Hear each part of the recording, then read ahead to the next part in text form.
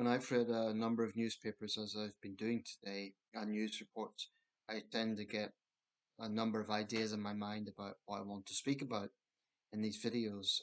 This one is a follow-up to the video I made on the Chris Kaba case. Now, I'll be honest, I did think about being a little bit sensationalist with my title of that video and pointing out the fact that Chris Kaba had a violent criminal record in the title.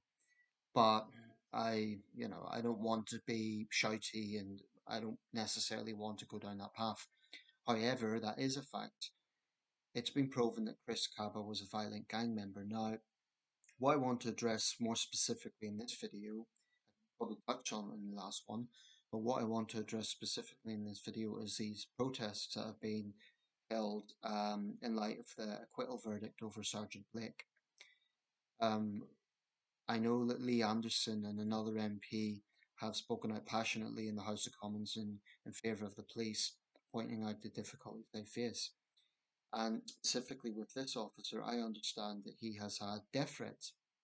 So not only has he had 2 years of this case hanging over his back with the possibility of going to prison, but he's also had death threats in that time, presumably by Kaba's friends. There's a number of things to consider.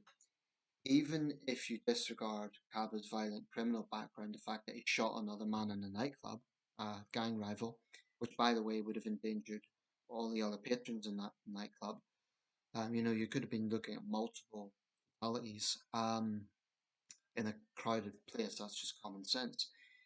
Even if you disregard that, even if this guy had no criminal record, there's some things to consider. Sergeant Blake wasn't aware of his criminal background. So he can't be accused of bias in that sense, of saying, oh, this was a violent criminal, so I'm just going to shoot him. He didn't know that. He didn't know who it was. I have heard the argument that he should have shot him on the legs as opposed to the head, but you're not going to get a clean shot on his legs in a vehicle. Also, if he's injured, that isn't going to help the situation because he's going to continue driving, or I don't think it would help.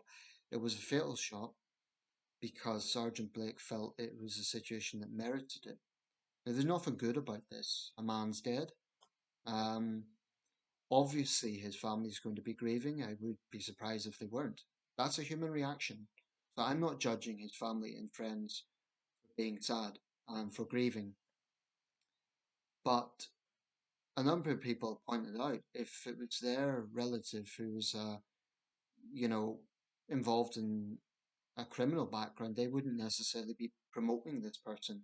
They'd be keeping their head low and wanting a private funeral and, just trying to deal with the grief and I won't say move on, you can't move on, but so easily. But I think the attitude of his family has been, they're not being honest.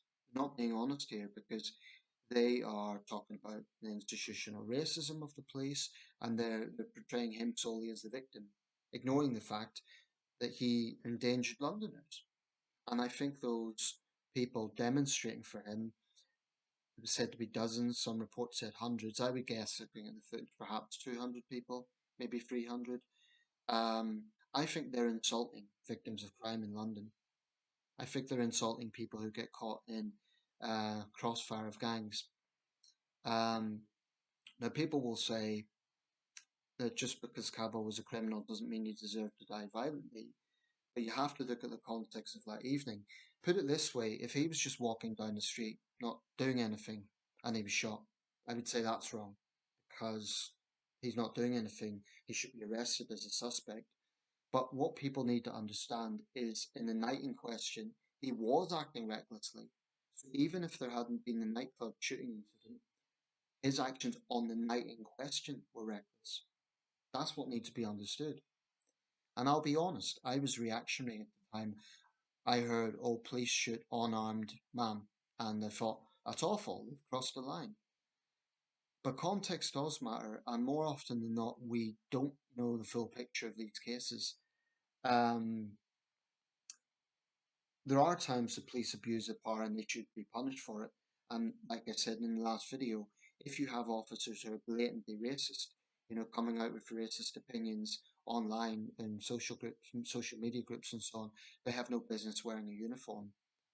But I don't want a situation where good officers are punished for doing their job, because what's going to happen? You're going to have a situation where you could have a rampaging terrorist, and terror officers aren't going to take him out because they'll be worried about being prosecuted. There are cases where it's right that there is inquiries, and potentially people are held liable for that, including possibly criminal prosecution or police officers. You do get innocent people who are killed. For example, John Charles de Menezes in 2006, 2005, after the London bombings. There are circumstances like that. But I think when you have an officer who's making a split decision, which is later proven to be justified because the suspect is acting recklessly, then the acquittal was right. So, of course, his family feel the way they do, but the majority don't. I've been looking at comments on this, and even the Guardian was reporting his criminal background. Um, Very few people are defending him, and I don't think that is a callousness. I think it's just a recognition that this guy was not an innocent member of the public. He was a violent criminal who endangered the public. Um, some of the signs I saw at the protests were ridiculous. We this is Nazism today, and this is what we fought against in World War II, and absolute nonsense. Um, Incidentally, there's been more protests in London in favour of Tommy Robinson. So, it just shows what the Met have to contend with. They have to deal with everything. These protests in favour of Chris Kaba have so far been peaceful. I haven't seen any major violence, but I think that they're not winning themselves any favours by ignoring his background, by pretending that isn't an issue. Um, yeah, I mean, what are the police supposed to do with someone like that? When he is acting recklessly. If he wasn't acting recklessly, he would have been arrested. And then, it would have been processed, and he wouldn't be dead, put it that way.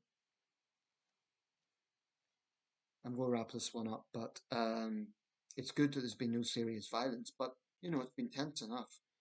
Police officers have had to deal with these angry protesters surrounding them, and some of the placards have been absolutely ridiculous. But, trying to make this case about institutional racism is nonsense because of the circumstances involved. This wasn't a case of a group of racist officers beating up a black guy or killing a black guy just for the sake of it. There was a context, and that has to be understood. So on this occasion, I absolutely stand with Sergeant Blake, and I hope he can, move on. I hope he doesn't face any further disciplinary actions for doing his job.